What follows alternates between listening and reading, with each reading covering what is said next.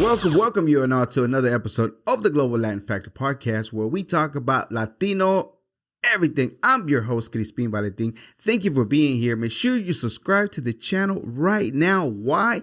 Because we have an amazing episode ready for you. We have Deissy with Creation Roofing and Foundation. She's a Latina in the roofing industry. She shares a little bit about her story and also just being in the industry as a Latina. Make sure you check us out. And now to the episode. Hola, bienvenida, Deissy. Hello, Deissy. Welcome.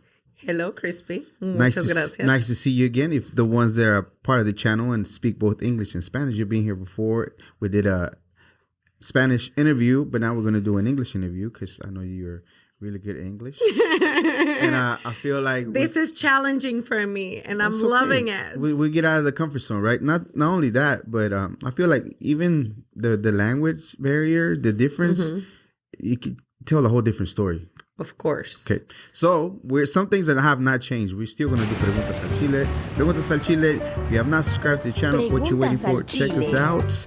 You know that it is important. I'm not telling you what to do. However, when you do subscribe to the channel, you are supporting our channel, our culture. Join our community of Global Latin Factors, just like you. ¿Estás lista? Are you ready? Always ready. ¿Tacos o tortas? Tacos. What kind of tacos? Pues... Si voy a pecar bien, if I'm gonna, if you're really gonna break your diet, I'm really gonna break my diet, and I'm gonna go have a good taco, I will have a suadero. Suadero. A lot of people don't know about that. Very particular taco. Corn tortilla or flour tortilla? Corn tortilla. Gorditas or sopes? Sopes. Sopes or pupusas? Sopes. Still. I'm Mexican. Yeah. Gorditas go hard, though. Oh, no, of course. Really good. Mexican coca or... You mean gorditas or you mean pupusas? I mean pupusas. I'm sorry. My God, they are delicious. They are delicious. Mexican coca or jarritos? Coca. Coca. Mexicana. Agua de horchata, jamaica or tamarindo? Jamaica. Menudo or pozole? Pozole. Churros or flan? Flan. Valentina, Tapatio, or Cholula hot sauce? Definitely my Valentina. Your Valentina? Mm-hmm. Valentina, shout out to the Valentinas. Shout out to the Valentinas. Conchitas, the brown ones, pink ones, or white ones? White one. A conspiracy theory that when you heard, you're like, that has to be true. There's no way that's not true. What could that be? It could be aliens. It could be JFK assassination. Apparently, there's new files of that. Oh my God. Lately, I've been having a lot of experiences with like paranormal activities that people be like, that is not true. Then the experiences and the energy that, you feel is like, oh no, this is definitely. Okay, tell me one. Can you share one? An experience? Yeah, did you Oh my God, I just recently had one. Okay. I actually had to move places because of the place that I had just recently moved. Uh-huh. I was there for probably around 3 months. Right. And literally since the first day that I moved in, the next day that I moved into the property, they locked me out. I was locked out of my property. And who locked you out? Whoever it was.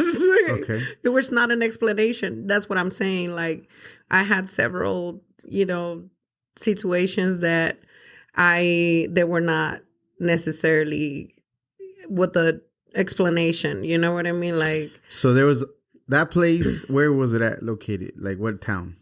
In Terrell. In Terrell. So in Terrell, at that house, it was a rental? Yes.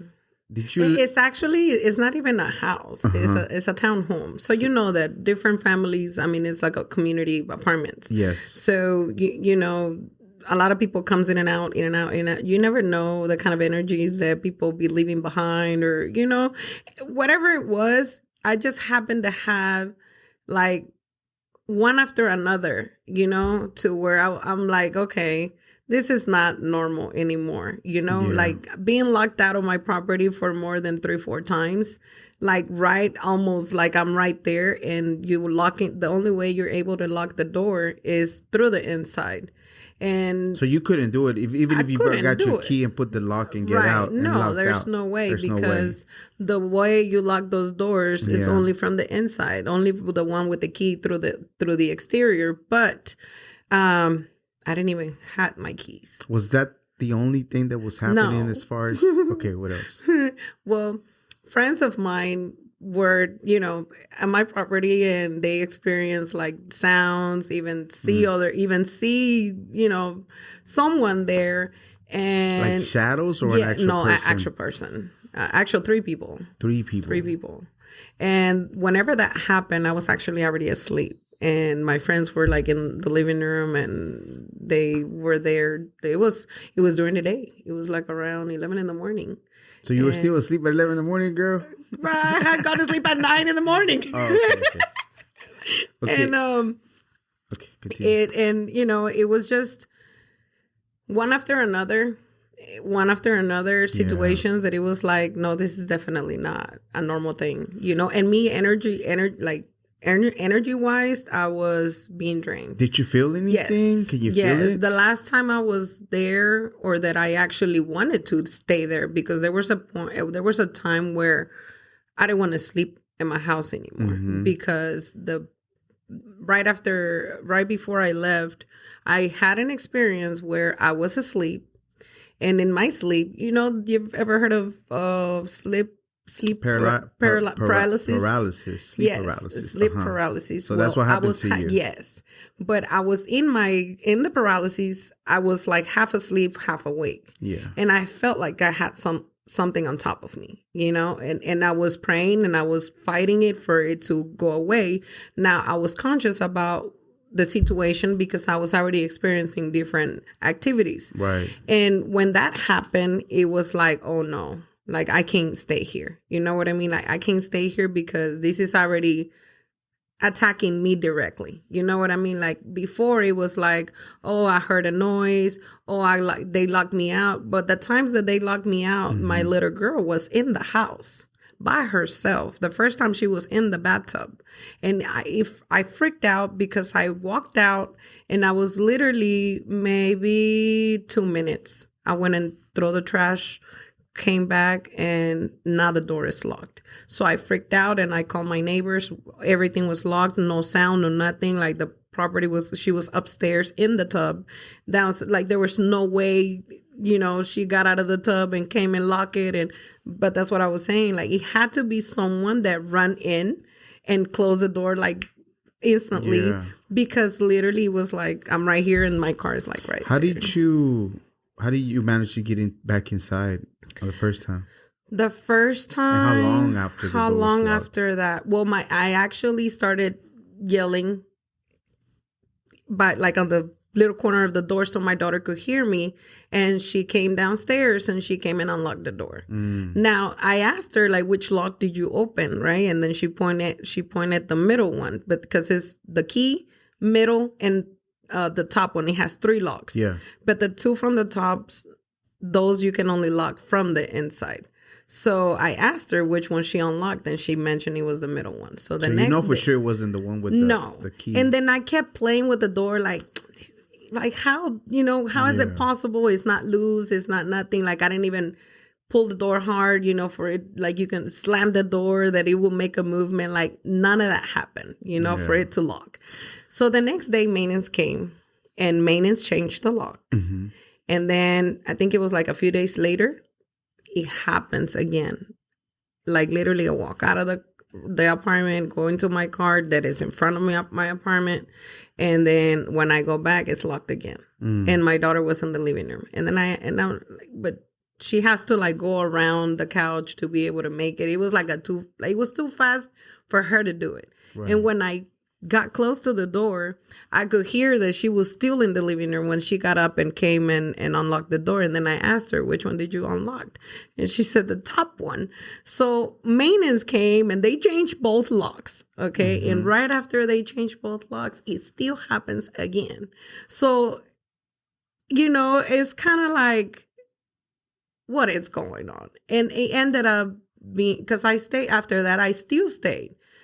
But at a certain time, or after, I want to say 2-3 months. Yeah.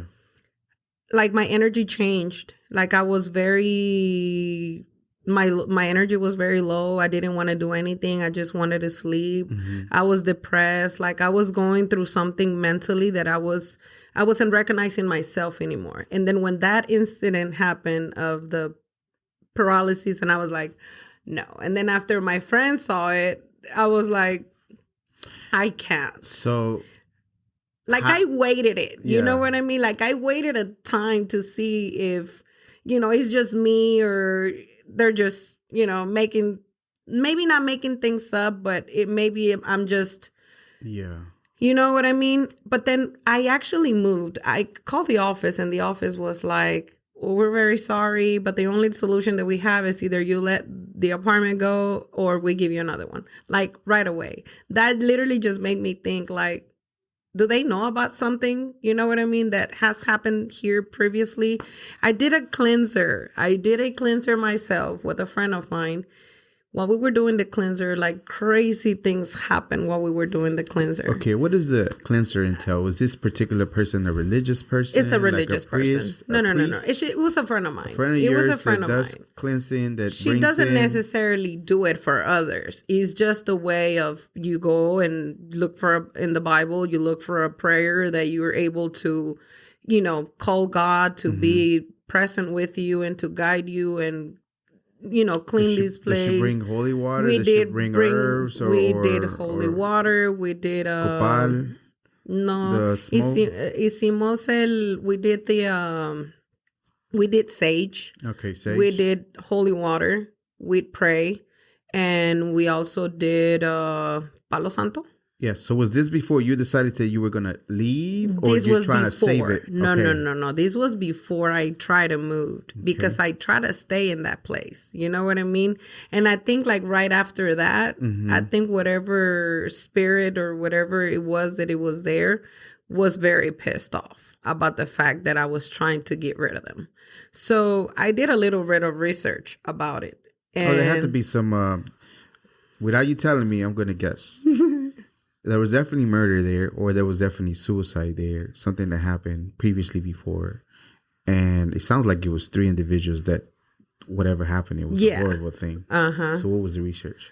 My research was that whoever or whatever was their spirits, it was people that were already there previously of me moving into the property. Okay. So anything as far as like anybody dying in there? It looked like somebody was being punished, and they were not being punished by nothing good. Like they were being punished by an evil spirit. So they were like, you guys can't leave this place, and they were protecting the place. That's the explanation that was given to me. And I was the apartment would have known whatever was going on. It don't got nothing to do with me. Like I just want to be in peace, and I just want. That's why I decided to move, because the energy that I was feeling myself, it was not necessarily like a good feeling anymore, and I wasn't feeling comfortable. So did you leave the entire complex? I did. No. They transferred me to a different apartment. And that fixed it. And that fixed it. I know they know the apartment complex. It's kind of hard to like have somebody move into an apartment knowing that somebody committed murder, suicide, whatever the case might be, right? Yeah. But like, I'm glad that they allowed you to and they give you too much trouble. So one thing that I know, like, those things are very funny because every time you see a movie about things like that, spirits and things in the house, it always starts little by little. It's always like a cabinet closes all of a sudden, or this curtain was closed, or things disappeared, the door locked, or things disappear until it gets to the point where they start like touching and being like that is the part that I didn't, when in the beginning I stay by myself a lot of the times, and I've lived by myself plenty of times, but I also like have my kids around and stuff. And I was feeling concerned when it was happening and my daughter was in the property. You know what I mean? Yeah. Like every time it was happening, she was on her own.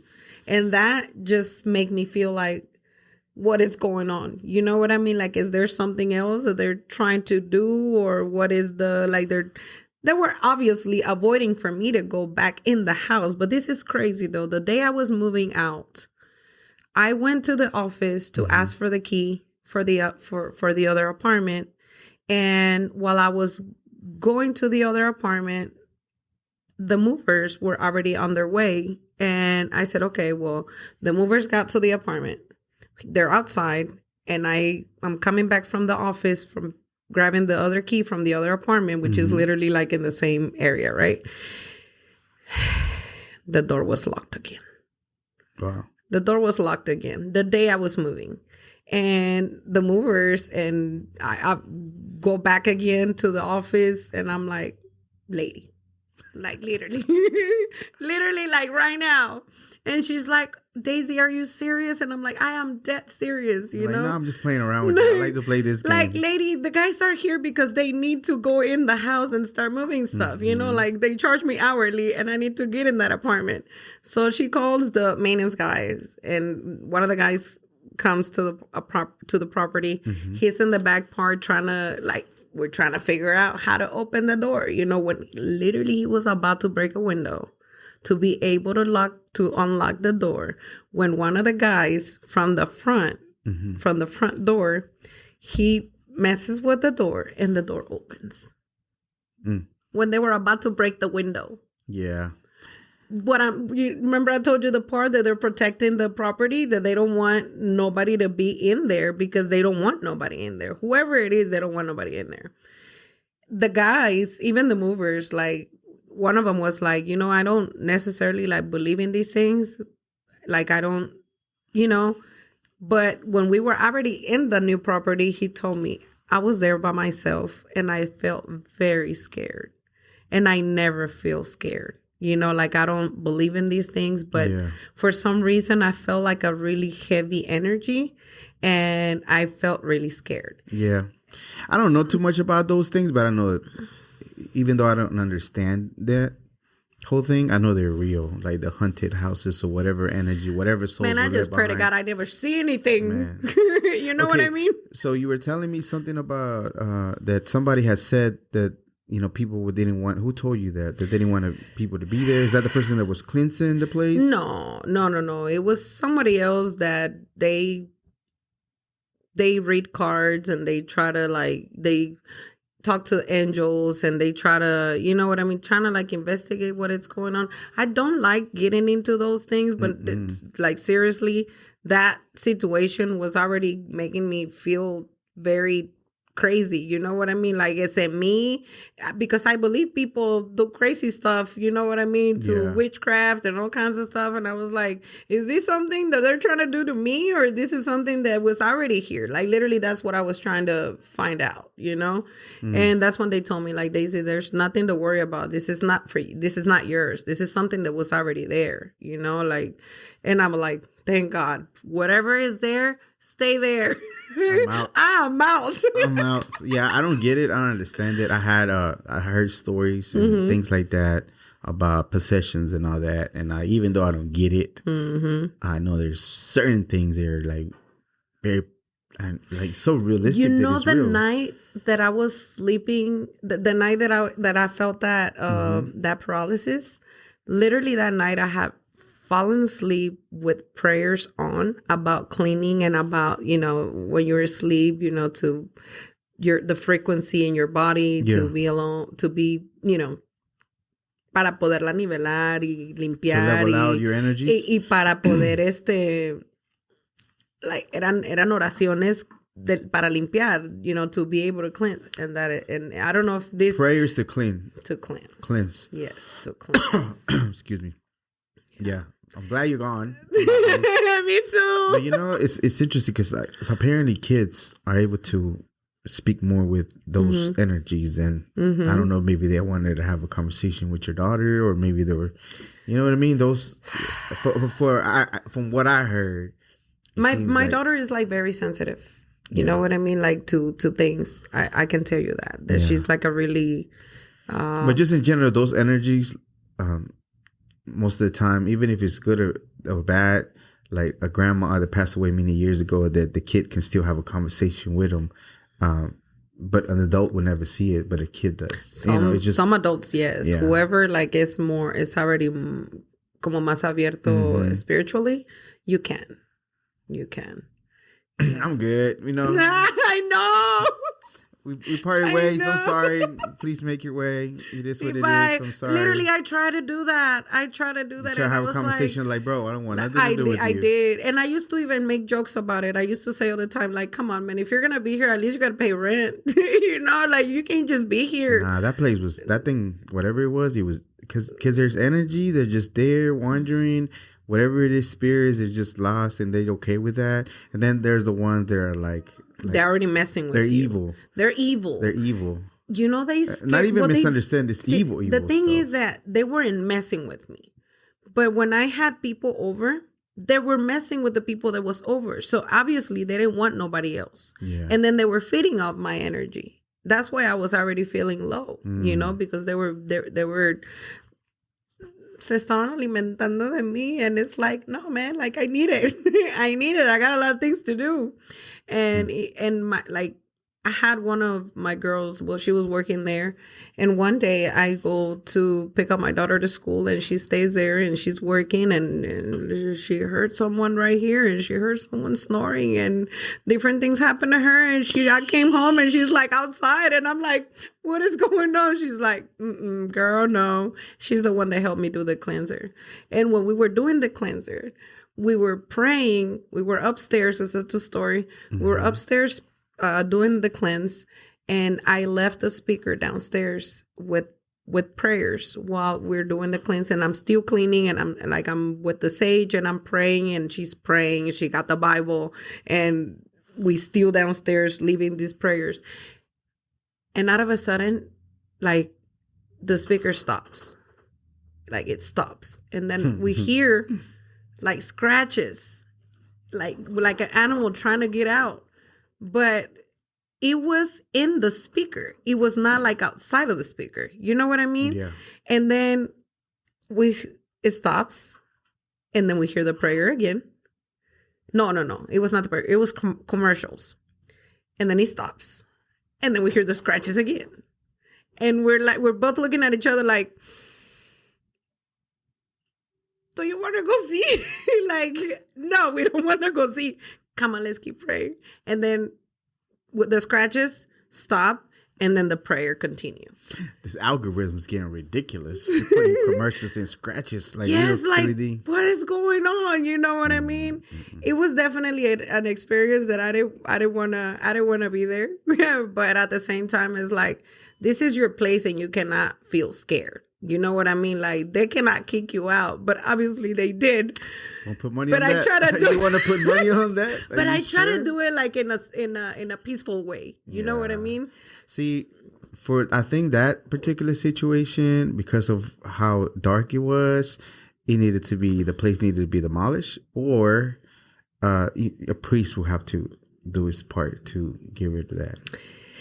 Yeah, I don't know. Yeah, I feel like it's not my place anymore, And I feel really good where I'm at now.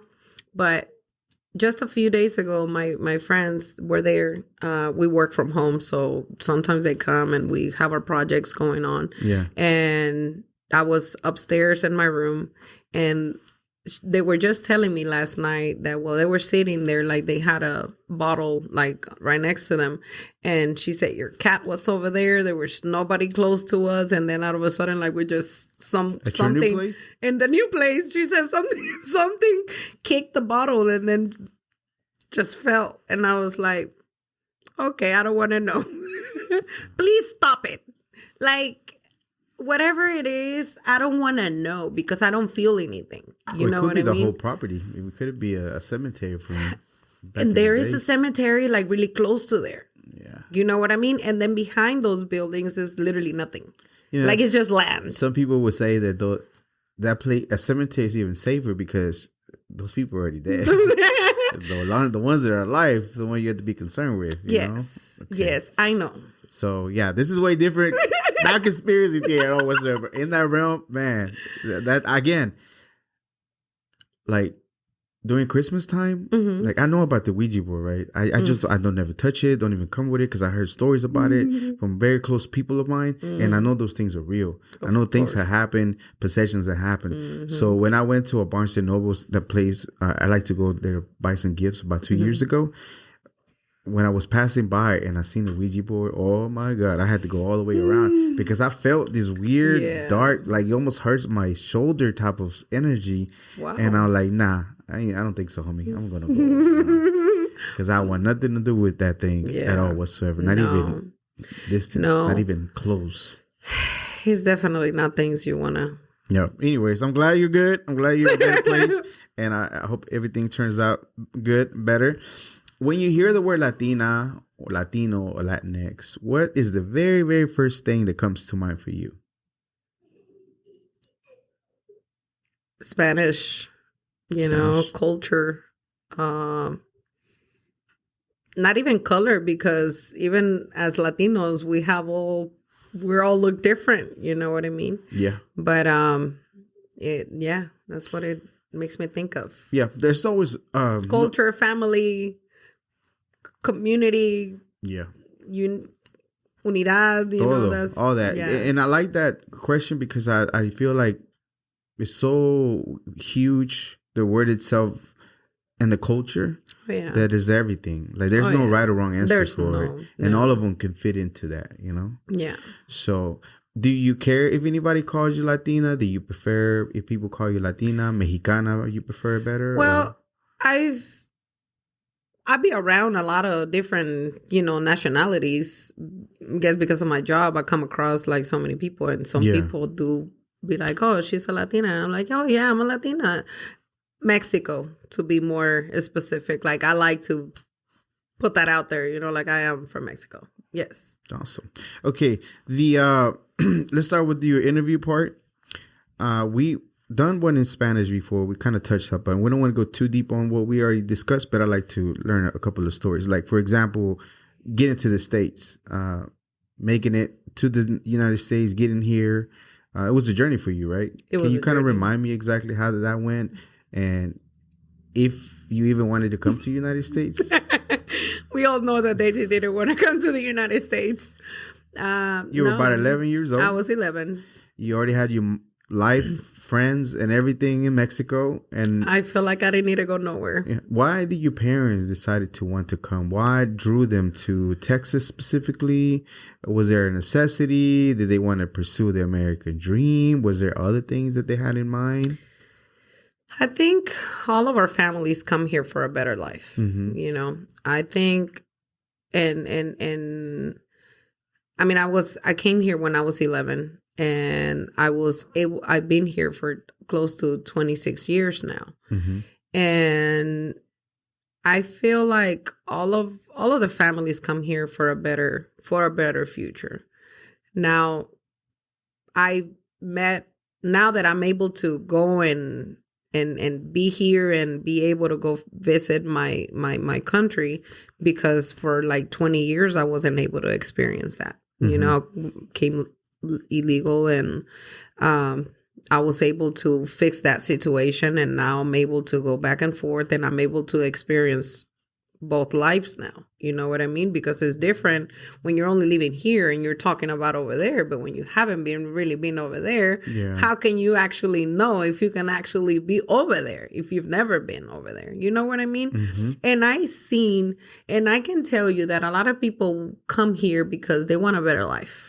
Obviously, they want a better life. Yeah. But Mexico doesn't give you a bad life either. I think in reality, it's the choices that we make in our lives. But at that time, for you, there was like no choice. No choice. First of all, you're 11 days. I'm 11 years old. You're 11 days. How can you not make up your mind whether you wanted to stay? I cannot believe it. They asked me, and they're like, and I'm like, I don't want to go.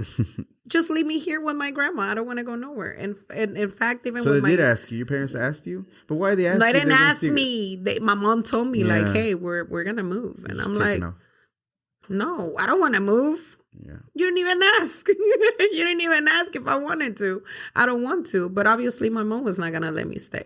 Okay. So why did she want to come here, and your dad? Well, they had been here previously in the 80s. In the 80s. They were here in the 80s. And my mom was here when two of my brothers were small, like 3, 4. And it was just them two and my mom and my dad. And when they moved here, my mom always liked the life here. Like, they used to live in Decatur, Texas. Decatur. You know where Decatur, Texas is? Well, obviously they were working fine. They were working, sending money over there, building their home over there, and still, doing their life here. Unfortunately, my mom was sick. She was already pregnant with the third child. My sister was born, but my mom was always experiencing health issues. And my dad will lose a lot of days at work. And they decided that, hey, we're just going to head back because I'm not able to stay in work because you're constantly in the hospital.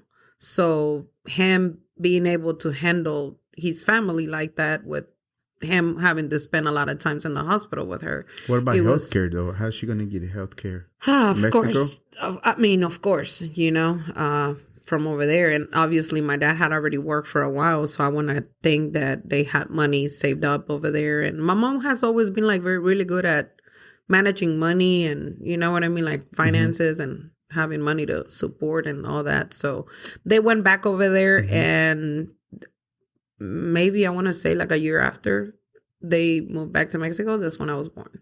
So you were born over there? I was born over there. Okay. Yeah. Then after 11 years later, they decide. My mom always wanted to come back. My mom always wanted to come back because she liked the life here. Did your dad not want to come back? My dad didn't want to come back. No, my dad didn't want to come back. My dad always wanted to, and my dad lives in Mexico. So he did not want to be here. My dad has always said that home for him is where his family is, and obviously when he was here, he was home because his family is here, his kids and my mom and, us. But my parents divorced when I was 12, like probably a year after my dad came to the US. They both went their ways. And my dad never really liked the life here. Like, he lived here. He worked in the roofing. He worked in highways and framing. He did several jobs that are like pretty tough. You know what I mean?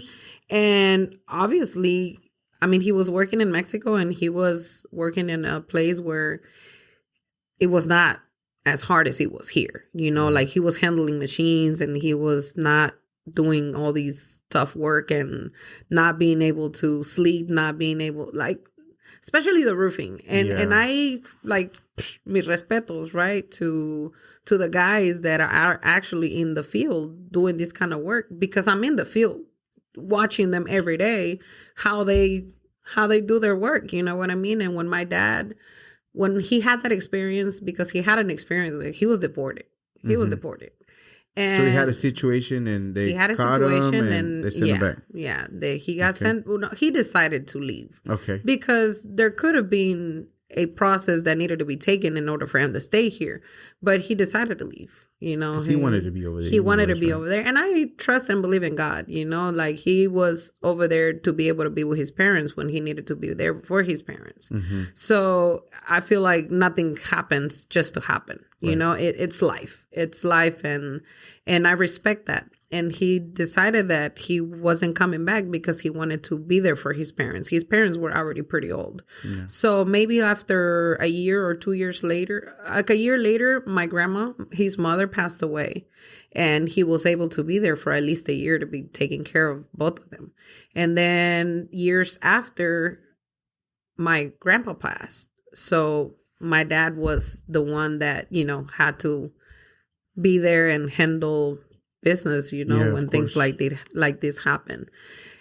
And it happens for him to be like one of the only men in the family now that is there, for the older ones. And he's not that old, so we've had experiences where it's like, yeah, it was best for you to be here. You know what I mean? Cool. We miss him. Of course, his kids, his grandkids, the whole family misses him.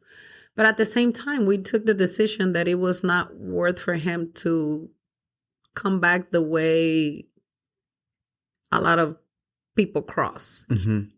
Like it wasn't worth it anymore. I mean, the love for your family, of course, is worth it, you know? But at the same time, my parents were no longer together. My brothers, even me, had already done our lives with our significant others. You know what I mean? Yeah. So it's like you still have a life. You still have parents. And I think our first thing is our parents. You know what I mean? Yeah. So we all took the decision, like him with us, his kids, that it was best for him to just stay over there. We didn't want to risk him. So he never came back again after He that? never came back. We're working on a permit, you know, for him to be able to come back. Like a visa? A visa. Yeah. Because he doesn't have ¿cómo se llama? El castigo? He wasn't punished. He didn't have that 10-year punishment. He did the volunteer. Yeah, he did the volunteer, so none of that affected him. Tell me how difficult, just going through it right now, is it to get a visa, to do it the right way, to come visit the United States? Are you finding it easy or hard? Now it's a lot easier than it used to be before. Oh, definitely.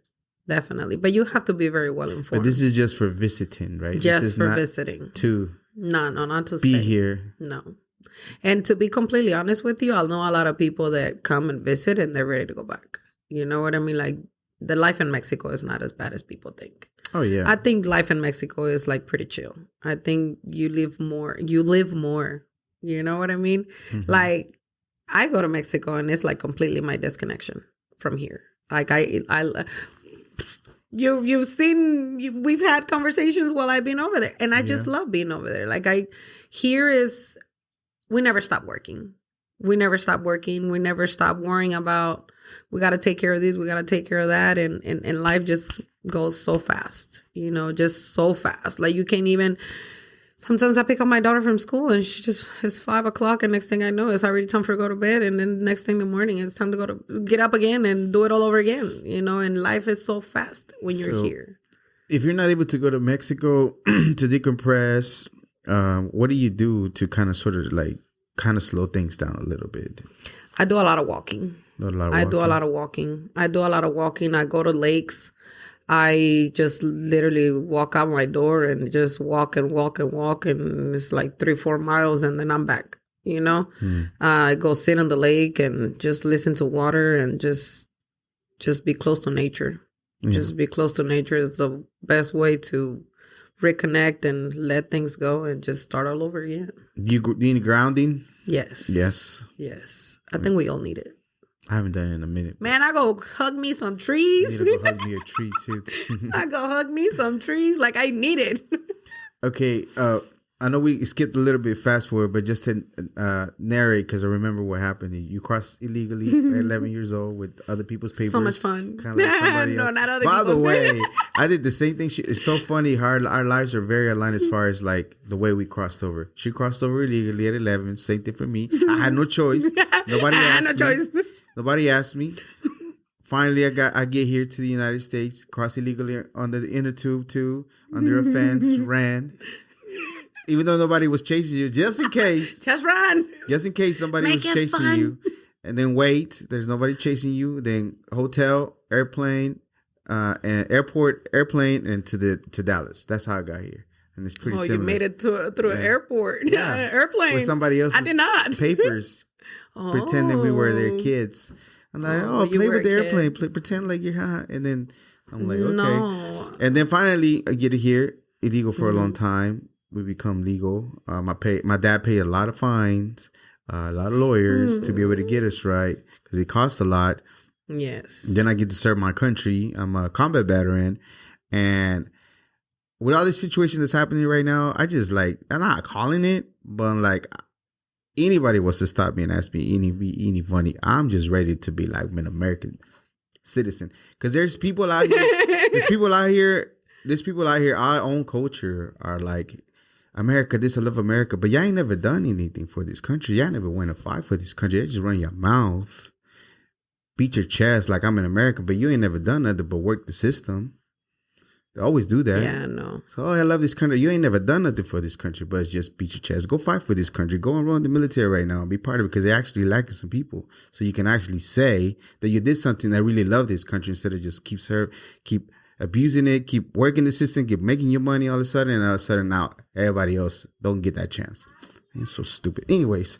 That was my little rant for that because I had it in my mind earlier and like, man, I had to let it out. All these people beating their chests about being so American, but I ain't even done anything for this country either to be an American. Yo no puedo decir que I am American. It's okay. I can't. I can. No, I can't. But you still got the things you needed to do to be able to be good in this country, right? What they require. See, and one of those things is I learned that from the get-go.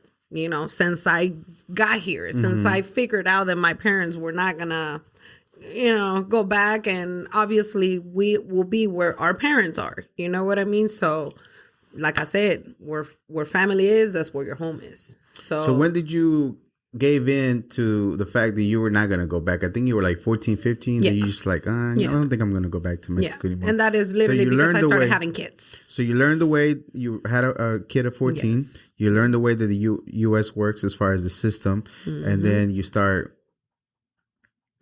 you don't necessarily drop out of school, or do you drop out of school at that moment? When I left home the first time, yes, I dropped out of school. I dropped out of school for almost a year. But that changed. Like I went back to school and I got everything got it back together, and I was working pretty good. Were you able to graduate or get a GED? I got the GED. You got the GED. But I was able to do all the way to 10th grade. Like I finished 10th grade, and then after that I was like, can't be doing this. I need to work. I need to work a full-time, 3-time. So my friend Deissy Palomo over here loves the streets. The street used to call her. So she used to be out, and maybe it was rebellion, maybe whatever, but you like to partake in adrenaline rush type of activities. ¿Sabes qué? Like I recently been hearing these a lot. What's that? I love the streets. When you were younger, not right now. Like, wait a second, because not too long ago, well, several months ago, I had this situation with someone that told me, like, you're from the streets and you're always going to be from the streets. And that kind of hurt me. You know what I mean? And I want to say this. Yeah. Why did it feel like it hurt? Yeah. I love saying that I'm from the streets. Don't get me wrong. But it felt like you're devaluating who I am because you're making that comment to kind of make me feel bad. To make me feel bad. And you're kind of like making it happen because it's triggering me some way, somehow. Okay. You know what I mean? And then I come to my story, right? And then I come to myself, and it's like, well, girl, yes, you are pretty much learn everything that you know from the street. Well, it depends, okay. So but not necessarily like that. You know what I mean?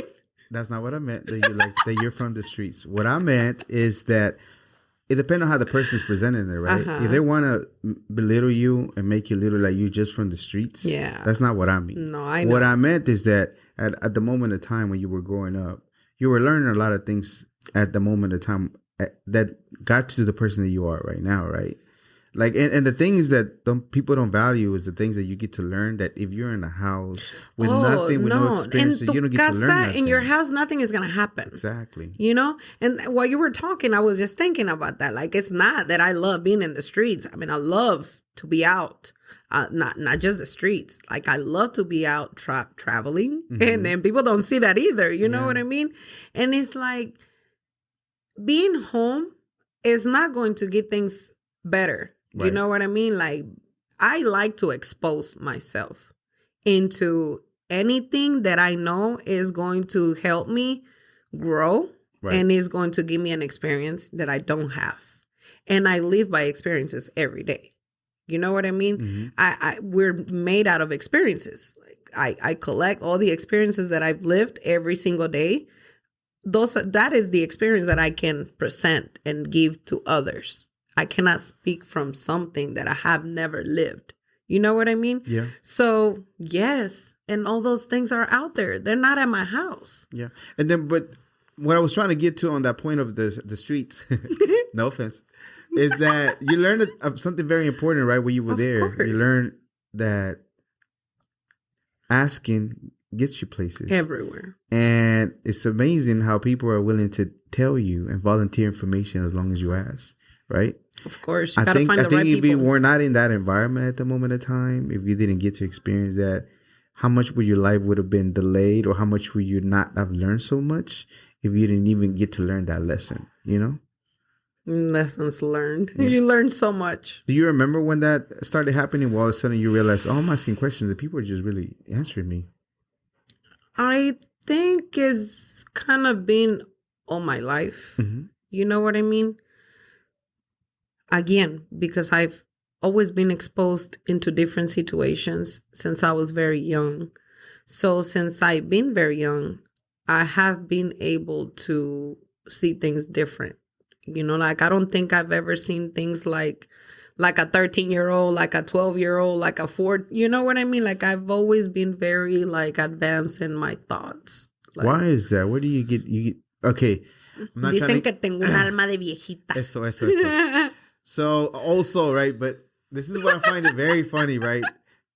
I don't know if reincarnation is real or not. I don't know. I don't have no evidence whatsoever.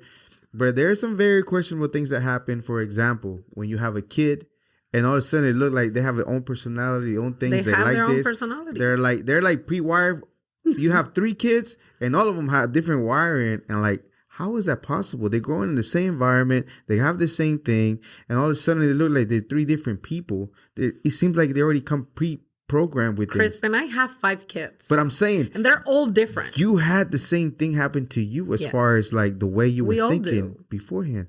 So is it DNA? I have an old man at home. And I have my little girl out there. She don't think like a little girl. So I'm saying, is it DNA? Like an older lady. But is it DNA programming, DNA information carried over, or is this a type of reincarnation that happens that makes this happen? I think God sent me again. He said, you didn't finish what you had to do. Go finish your job. Like you didn't understand the lesson. Yeah. You got to go back and leave it and live that experience again to see if you make the same mistake or you correct your mistakes. So even as little, you already kind of sort of realized that you was just thinking different than other kids. Yeah. Did you ask the kids? Do you ever think about this or anything like that? Any kid? I don't remember. Yeah. I don't remember. I'm not really good at remembering like so many things. Sometimes I go back to those and this is why I feel like I don't remember a lot of things, is because I've always lived my life so fast. And I meet so many people in my life every day that I connect with everyone every day. And I live the moment with those people that I get to meet. You know what I mean? And I forget, I forget a lot of things. Some things stay there like very long time. Those things that really meant a lot. And not that I'm saying like some things are not important, you know what I mean? But it's just the fact that I got so much information from like so many different things. It's kind of like I can't keep up with everything, you know what I mean? And I feel like the older I get, the less I remember. But I come across getting together with people that I haven't seen in a while, that I get to hang around with them, and they were friends when I was little. And then they tell me like, oh yeah, I remember these. I remember that. Like, this has always been you. Like you're this. And I'm just like, wow, really? Like, you remember that? Because they remember, but I don't. Right. And then it just is like, wow, you are right. You are right. Like, I've always been this person. So there's a lot of you living in the present moment, and whatever's kept and retained, fine. If not, it's okay. But minimum, you got to experience it at that time. Yes. Okay. Let's continue. Fast forward. So you had all kinds of jobs that you held before. You done everything. Waiter. You done a tattoo artist at one time. You even did in the pandemic, you were about to have your kids. You needed to find a way to make some more money. So you got this machine. I went back to my machine, my detox machine. The detox machine that you had previously gotten and started getting in that. Previously, before you have done Amway too for a long time. What was the most important things that you learned in Amway for you? With Amway, I learned a lot of finances. I learned a lot about finances. I learned about multi-levels. I learned about duplicating yourself, of understanding that if you want to have a business, you have to duplicate the business. You know what I mean? In order, you have to, I learned that any business has to have a system in order for it to work on its own. If you want to have a business. Right. But if you want to have a job, you can continue running your business and it's just another job. You know what I mean? Mm-hmm. And I learned that from Amway. I learned that you have to create ways to have financial freedom. And having financial freedom is having an income without you having to be present for you to be able to make it, you know? And that is one of the things that I learned from Amway. And I mean, besides learning how to understand others, besides how to communicate, learn about different personalities, learning how to sell, learning about health, learning about beauty, like so many different things that I was able to learn with them. And there's a lot of self-improvement too. They have a lot of self-improvement. And I started that when I was 18. So just the system that Amway has it helps anyone. Like you can be the person that has the lowest self-esteem and you start listening to audios, you start reading books, because that's all it is about, you know, just improving as a person, like working with your interior, like working with your person, with your healing that person, you know what I mean? And it's part of it. Because in reality, that is just life. Like if you're not okay with who you are internally, nothing is going to happen in the outside. Yeah. You know, we are outside what we have inside. So it reflects. You know what I mean? There's always that quote, if you want to change in the world, you got to start with you. Oh, yeah, for sure. Nothing's going to change unless you... And I feel like Amway had a lot of that. And he helped me a lot because he helped me understand more of who I was or who I am in the system. But the system is the same system you can use every single day because I still use it. And not necessarily their audios, you know, but I still listen to audios. I still listen to podcasts. I still listen to positive stuff that help me build myself. Like I follow these, ¿cómo se llama? El estoicismo. Have you ever heard of it? Oh, yeah. We had my friend that was here. He looks into a lot of stoic. He's a barber. And I've been following it for a long time, you know. And I listen to audios every single day, and I listen to different stories, and I listen to different ways to change my mentality, to change the way I do things, and they worked. Yeah, they worked, and I love it, and I learned all of that from Amway. That's cool. And you did it up to like about 25 or so? I was about no. I think I was like 23 when I stopped. Okay. And it just wasn't for you anymore? Were you going through life changes? I was going through life changes. Okay, so that made you want to stop. But you continue to move forward, continue to do other stuff. At one point, you get into roofing. But right before roofing, you wanted to do interior, designing interior. Something like that drove you. Yes. Why is that? Yes. I always wanted to do something that had to do with interior designing, you know, because I love properties, because I love mixing colors, because I love art, period. And I've always been the kind of person like that when I have my house, when I have my apartment, like I always wanted to paint a wall. I always wanted to change furnitures, and I changed ways I want my house like every weekend or every month, you know, and I changed styles, and it was just something that I always wanted to do, you know, like it catches my attention to do just working with properties. And when at some point in my, I think it was like 18, no. Yeah, around my 18s, I went to ITT Tech because I wanted to start a career with that. I didn't know what to do. I have no idea. I had no idea at all. Like, what did it take to get to that, you know? So I get there and I'm like, well, I like art.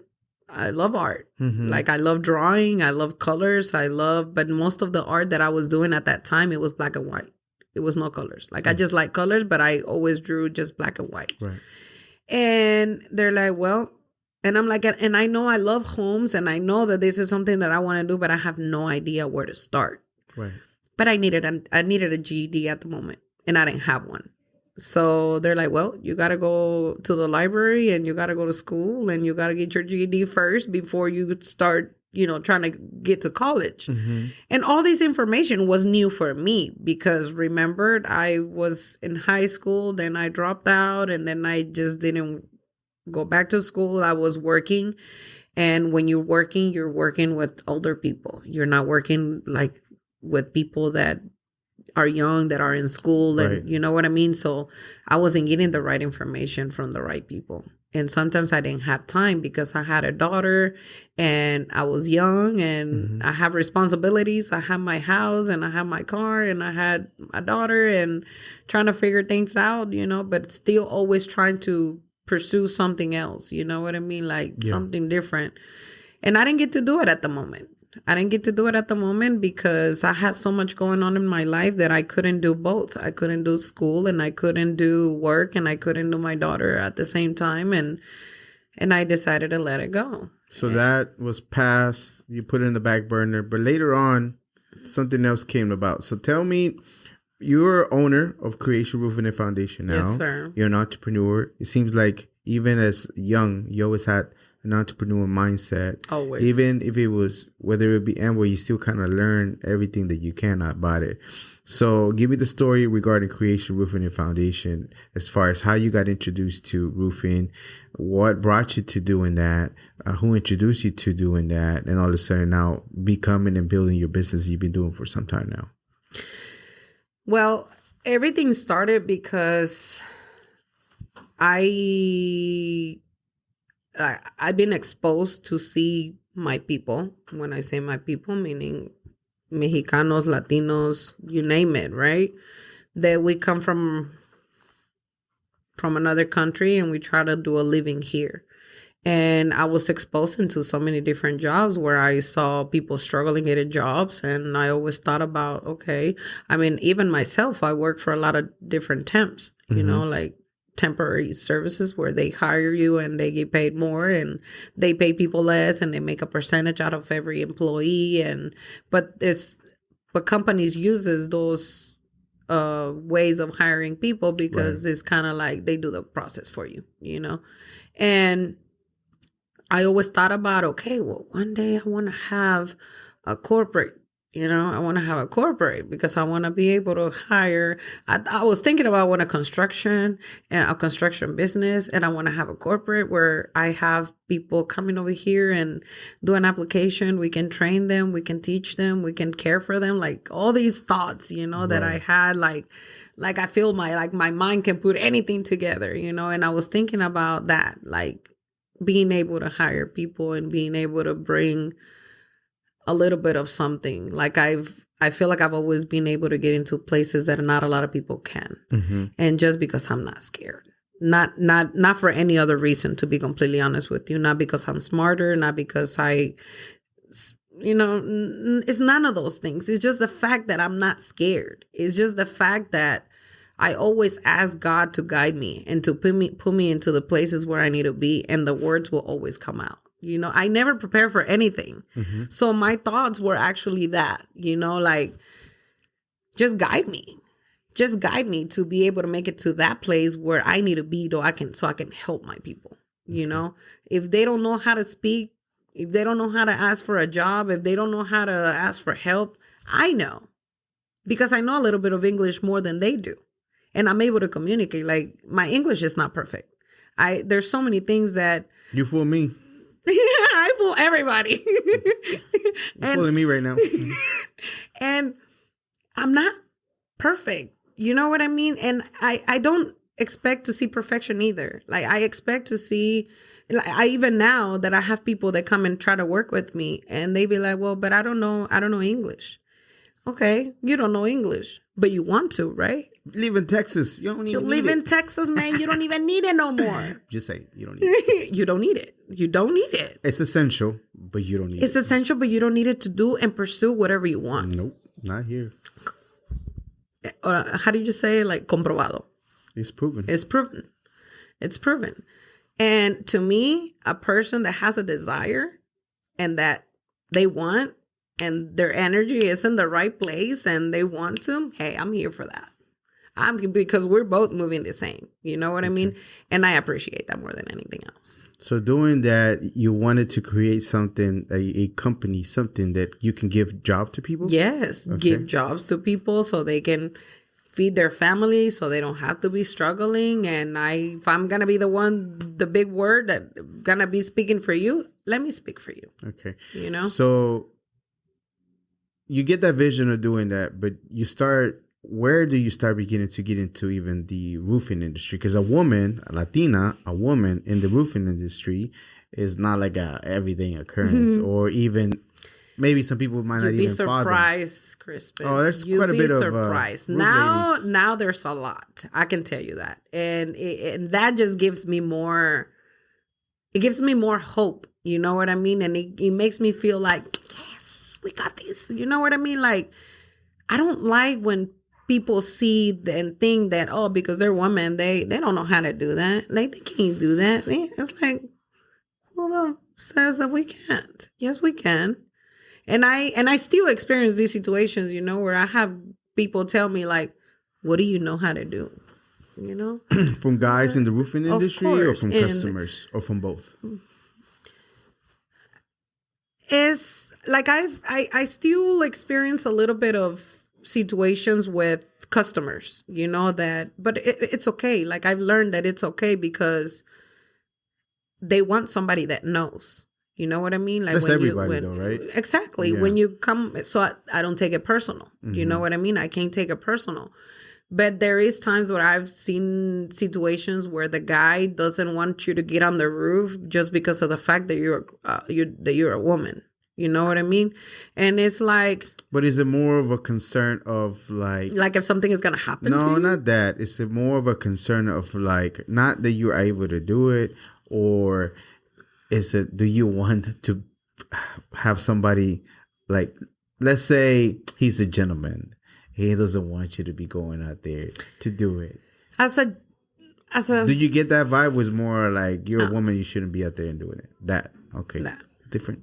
I mean, that's what I'm saying. Like, you're able to see people's expressions and reactions, and I am that kind of person that I pay attention very well to details of how people react into things. And that's when I read the people that I know if they want me to do it or they don't want me to do it. And I gotta be honest with you, like, I don't push something that I don't feel like I should push. You know what I mean? And it's okay. It's okay. It's okay for them to feel the way they feel. They got their own reasons behind it as in why they feel that way. And I'm not here to change people's thoughts. Like, I got enough with mine. You know what I mean? As long as I know what I'm doing, I don't necessarily like care about how he see it. If he's going to feel more comfortable me bringing a guy in and talk to him, it's okay. I can do that all day long. Okay. I don't think about those things anymore. I don't take those things to heart. I just see it as work. Okay. And to me, it's like, well, you just got to keep going. So who presented you that there's a roofing industry that you can make some money out of it? Well, like I said, I've always been around so many different people. Specifically roofers and families in the family that, you know, been in the roofing business. And not necessarily a business, but working as employees, you know. So they're always been just the workers, not the people that are the actual company that goes and does that. No, I met one person once. One time. This was, ya lo voy a quemar, but this was a cousin of mine who brought this girl to the house once, and she was really pretty. She was really nice. She barely speak any Spanish, but she was Latina, era mexicana. Mm-hmm. And I saw, like the way she dressed, like she looked like she was, like she was taking care of herself. You're able to tell the difference as in who they are. And my cousin I told him, like, who is she? And I still remember the name. Mm-hmm. I don't necessarily always remember names, but her name was Rosario. I just put it out there because I've been wanting to see where she go. You know what I mean? She inspired me. Really? The day I met her, she inspired me, and him telling me like who she was inspiring to me because who is she? She had a roofing company. She had a roofing company, and this was back in like 2018. No, 2008. Mm-hmm. When I met that girl. Okay. And I mean, obviously a lot of years passed, right? Right before, after I met her. And he told me like, oh, she lives really good. Like she has a huge house, a 2-story home. At that time? At that time. That's what I'm saying, and he was telling me like, yeah, she has several crews that she does roofing, and she does a lot of insurance. She works through the insurance, and at the moment, like he didn't know much, Mm-hmm. He was just an installer. He was just working not necessarily for her, but I think they met at work. That was his girlfriend? That was his girlfriend at the moment. Smart move, my man. Go for the boss. He didn't stay with her. Oh, he didn't stay. Because Bad move, of my man. Because of the freaking ego, the fact that she was already a boss lady. Yes. Should take care of me, girl. Oh my God. Right?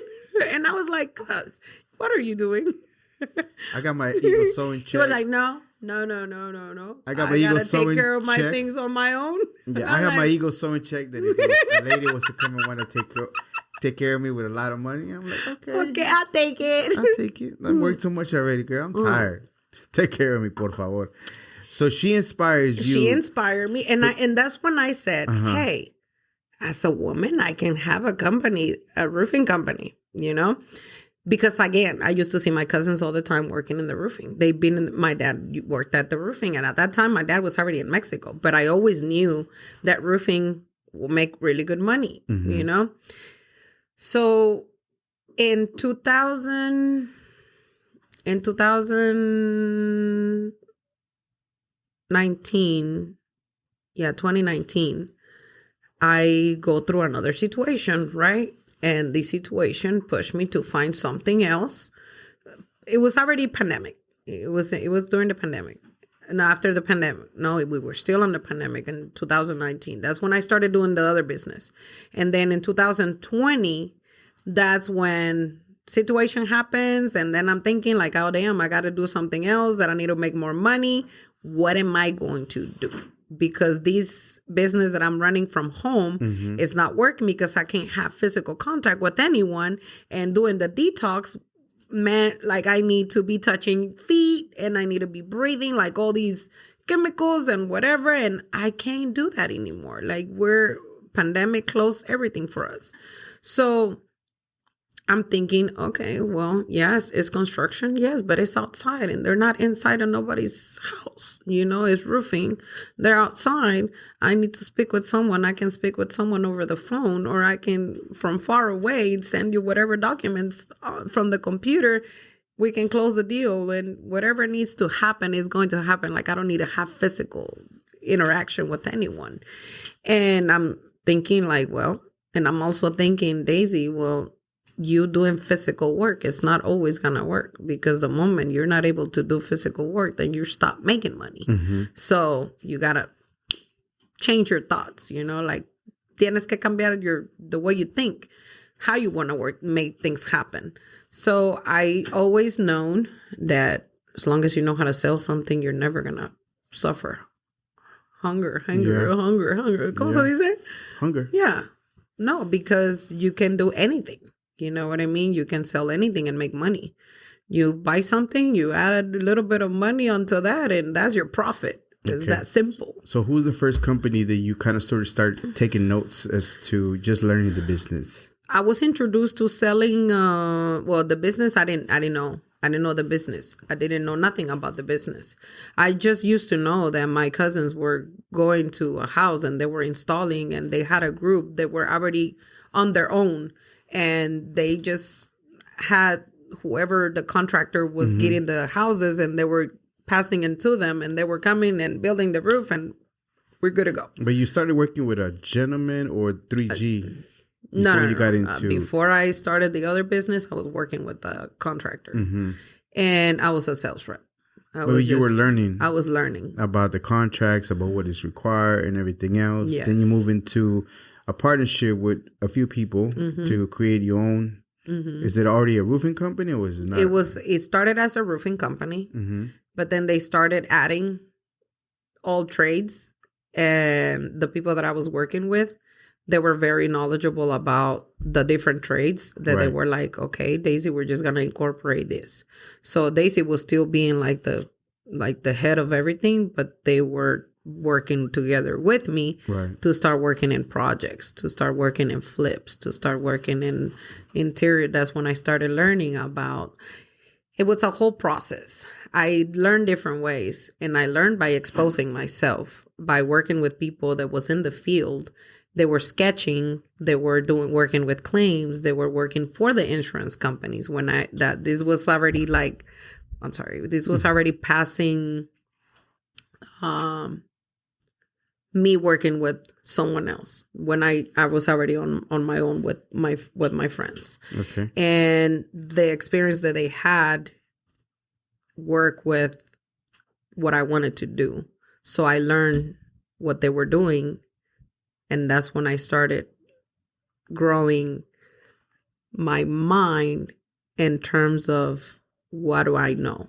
How do I want to do this? You know, I exposed myself into all different situations to be able to learn every single step to continue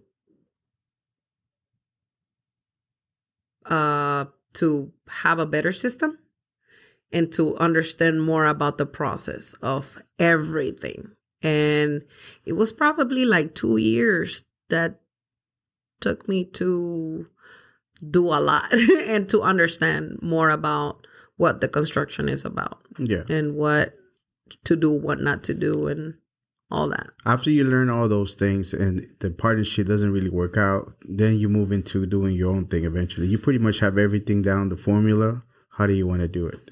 So you come up with the name, Creation Roofing and Foundation. You still dedicate foundations then? I do. Okay. I do. So the name, I know you're not too much attached to names or anything, but the name itself means something to you, right? Of course. Why is that? When I decided to name it Creation, I mean, obviously roofing and foundation is because of those are the two main trades that we do. But creation, we are creators by nature, you know? Right. God allow us to create anything we want.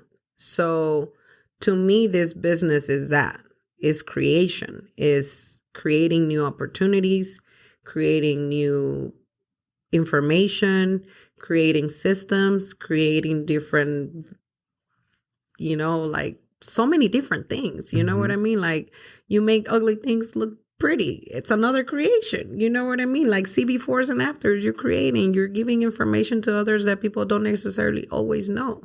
So creation roofing doesn't have like a limit. You know what I mean? Like creation roofing can be anything. If I want to flip a home with creation, I can flip a home with creation. If I want to, you name it. You know what I mean? That's why the name is that. You're creating. And to me, creating is never an ending. It has no end. So even though there's no limitations to what you're able to do, your main focus right now is still roofing. How many years you're with the company established already? With the company established, 2 years. 2 years? 2 years. So you've been rebranding, you changed the logo, the website, you always put in work in, you bring in different people, you partner up with realtors not that long ago, right? Do you still continue working with? Yes. How did that... Is it beneficial for you to partner? Well, it's always beneficial to partner up with people, right? But have you found it that, you know, realtors right now works good for you because they can add another thing to the house that they're buying? Look. Like, look. I'm looking. partnering, more than partnering, is more of like associating with others, more of like giving the information that you have to those that actually are like in the same industry. You know what I mean? Mm-hmm. And I feel like you always got, when you have a product, this is a product at the end of the day. Mm-hmm. And people will look for you for your product. And you always got to let others know what you're doing in order for you to get those people to remember you or your face or whatever when they need something that you do. You know what I mean? So I feel like, dang, ya se me olvidó lo que estaba diciendo. About partnerships and relationships. Yeah, Mm-hmm. relationships. Mm-hmm. That's what it is, like relationships. So I feel like my friends that working as realtors, them being part of that, of course, you're dealing with homes. You need to do a closing and your roof is not done. That roof needs to be done in order for you to be able to close. Yeah, or if you're selling your home and you're trying to sell that's what I'm saying. You're selling, you're buying. Yeah. That roof and that foundation have got to be in good conditions in order for you to be able to sell. Yeah. So, hey, hit me up, And also, another one of the benefits that I have from there is that some people doesn't have all the information that they need at the time of buying, and homes are very important. Like some people think that, I'm never going to be able to buy a home. And it's not like that. Nothing is impossible. You just have to have the right information. And if I can deliver that information to those, or someone that I'm working with can give you that information, I want to give you that information. You know what I mean? Mm-hmm. Some people have a lot of issues in their properties, and their properties are already paid off or almost about to be paid off, and they're living in like very poor conditions, and they don't have any money to make any repairs, but they have equity in their properties. So, but they don't know that. They don't know that they can use equity to be able to rehab their homes, or even to take money out of there to invest on a business, like things like that, or flip a home, sell a home, make some money and do it again, Yeah. And people don't know these things. So those things were brought to you most likely by the loan officers that kind of told you how it was, so you could tell the information so they can go and talk to them. I'm always informing myself to be able to give that information to others. Yes. Where did you find that information about? What made you want to learn about it? Because I come across a lot of homeowners that have different experiences with different situations. And again, if I can have some information that can fix your situation, I'm going to provide it. Right. And that's what I do. Okay. So Creation Roofing now is how many years? Remind me again? 2 years, full years, and you continue to go expand your relationship with different people. All the time. Social media, different things like that. Yes. Podcasting 2 times already. Hey! Okay, we're running short on time. Was there any questions that you had in mind that like, wish he asked me about this particular thing, or anything like that on your way over here? No. I never think about anything. I feel like God always She says that, but she was asking, what are you going to ask me? Before we started rolling cameras. See, don't let it trick you. Crispin, what are you going to ask me? And you were like, you're going to be fine. All right, then. He says, I'm going to be fine. I'm going to be fine. And I trust in that. Put you in a I don't know. compromising position. Mm-hmm. I don't know. I don't know if I was up into the ghost conversation, but it's all good. I know it's part of life. Before I let you go, give me all your social media. Where can people find you? If they need to get a hold of you to do free quotes, free, whatever the case might be, tell me what it would be like. Okay, well, obviously, Creation Roofing is being formed. We're pretty much everywhere. We have a Facebook page, Creation Roofing and Foundation. Pretty much the name everywhere. Website www.creationroofingandfoundation.com. We're in TikTok, Creation Roofing and Foundation. Instagram, Google. If you guys want to know a little bit more about all the things that we do, there's a lot of things that we can actually share with our people. We have a lot of information about home coverage, about claims. We work with insurance all the time, and not just with insurance companies. People think that all we do is insurance. No, but if you have a roof and you want to do a cash deal, or you want to make a quick flip, or you want to do any plan modifications, you want to you want to design something, you don't know where to go, you got spaces in your home that you don't know what to do with them, give me a call. I can definitely help out with that. Do you do any installment payments or anything like that right now? Yes. Okay. Yes. I actually started creating a program. Les digo como kind of like tandas, like grab a few people. Installment payments? Installment payments. Okay. Yes. Awesome. To be and able they can to find do it that. on the website too? I haven't posted on the website. I have posted on my TikTok and my Facebook, but I'm gonna start putting it on the website because I feel like it's very important. Not a lot of people has all the cash at front or all the money at front to be able to do a project like this. But we always find ways. We always find ways to finance, to be able to help them out, to work payment plans, whatever we can make happen. It gets pricey with the roofing. If you don't have the insurance, you're not doing the insurance. Yes. What is an important lesson that you learned doing roofing as a woman and Latina that you would tell your younger self that will help somebody else out? What would that be? Oh, man, be really careful with your contracts. Be really careful with your contracts. You are in the industry where people play a lot of games, You do the work and they don't want to give you the money. They don't want to give you the money. Yeah. I experience that a lot. And it's... Put a lien on the house. Mechanical lien. Yes. But that's what I'm saying. You have to have a good contract to be able to even back up those processes with placing a lien in the property. So be really careful with your contracts. And if you're hiring a Latina, a woman, Mexicano, whatever the case might be, and if you're one of those butts that do not want to pay the people you hired them for their work, you know where you're going. You know where you're heading straight to. And just know everything comes in full circle, bro. Nobody going to feel sorry for you whenever your consequences come knocking at your door. Just saying. Don't be that kind of person. Yeah, don't. Okay. And something that I say, I'm not immortal. I am mortal. I will die one day. Just to remind me of mortality, of how we're not here forever. Not to scare me, terrorize me, but just to remind me and helps me hurry up and do stuff. With that, I wish you a long, long, prosperous life. After everything's said and done, what do you want people to think and feel about your life? Miss Deissy Palomo. Oh, man. Deissy with an E. Deissy with an E.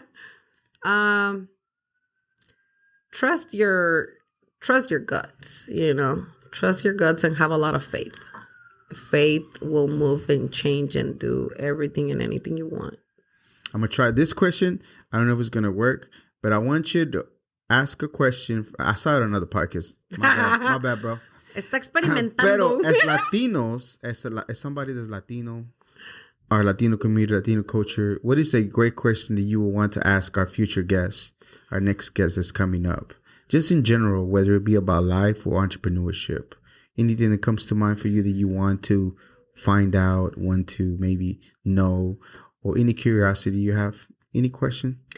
Yes, I think for me it's very important to know if people is happy. Okay, so their question would be, are you happy? Are you happy with what you're doing? What you're doing. And I'll make sure that I ask them that question. Okay? Yes. Thank you very much for being here again. This is our second podcast together. One was in Spanish, which is, you feel more comfortable. English, I think you did amazing. You're really good, entertaining. So thank you for sharing the story about it. And again, we met a long time ago. I think, even our similarities in our stories are pretty crazy. But I always consider you, I don't consider many people a friend, but you're always a homie of mine. You're a good friend of mine. And, with everything you do as a Latina woman, as an entrepreneur, as a mom of five, which you wouldn't talk too much about it, being able to still be able to provide for your family, be out in the field and still learn about the business, about being a contractor as a female and Latina, it's like crazy that even though, let's say you didn't go to school, but just in doing and working with a company, taking all those lessons and implementing to be yours. And just everything that you had to go through life to be able to learn, whether it be young in the streets, because that's what just happened to being able to be at, like, let's say a corporation like Amway and everything else, that you learn to help you build what was yours, was your baby, and you continue to push it forward. Without a shadow of doubt, Deissy, you are a global land factor. Thank you so much for being here. Thank you so much for the invite. It's always a pleasure. You're welcome. Thank you so much for joining another episode of the Global Latin Factor podcast. Guess what? If you would like to be part of the Global Latin Factor community, subscribe right now to the channel. Support us at don't have to tell you what to do, but I know that you know that anytime you help us out, it helps us a lot. Carry these stories, these amazing journeys like Deissy to the entire community, showing an amazing example of our community doing amazing things. And again, remember, we are just like you. We are humans. We are the spice in this melting pot that it is the world. Till next time.